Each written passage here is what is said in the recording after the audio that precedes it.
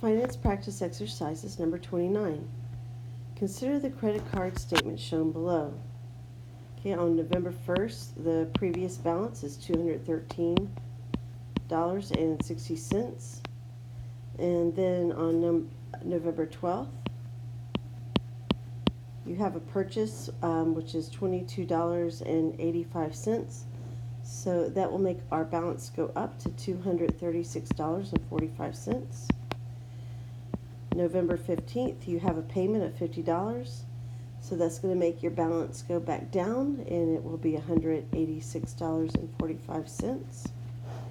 And then on November 28th, you made another purchase, $95.95. So that will make your balance go back up to $282.40. So for the average daily balance method of calculating your interest on the credit card balance that you carry over from month to month is we of course find each balance, and then we look at the days that your balance is at that amount. So for this first initial balance, it's at that balance for 11 days. For this second one, is at that balance for 3 days. 15 minus 12 is 3. Okay, and then for this next amount, 28 minus 15 is 13. Okay, for the last amount, sometimes the question won't explicitly tell you how many days there are in the month. Most people know how many days there are in each month, but not everybody does. So you could check a calendar or what have you on the test. I will make sure I tell you how many days there are in a month, just in case you're one of those people who don't know. So November has 30 days in the month.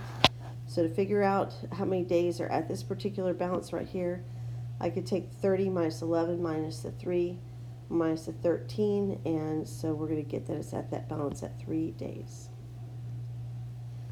Okay, so then the next thing I do is multiply the balance times the days at each one of these balances. So I'll go ahead and pause and write each one of those out.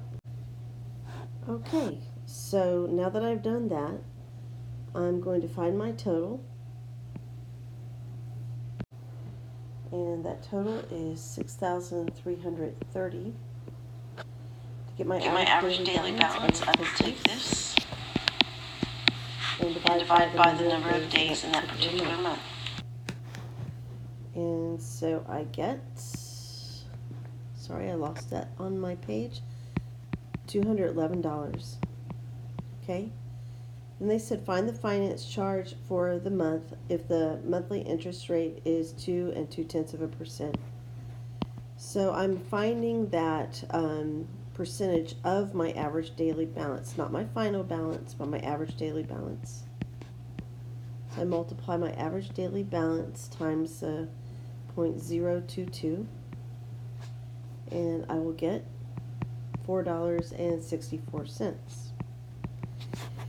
So on C, when they're asked for the balance that would appear on the next monthly statement, remember, I don't want my average daily balance for that. I want my ending balance, my actual ending balance on the account. And then I add my finance fee, and I will end up with $287.04.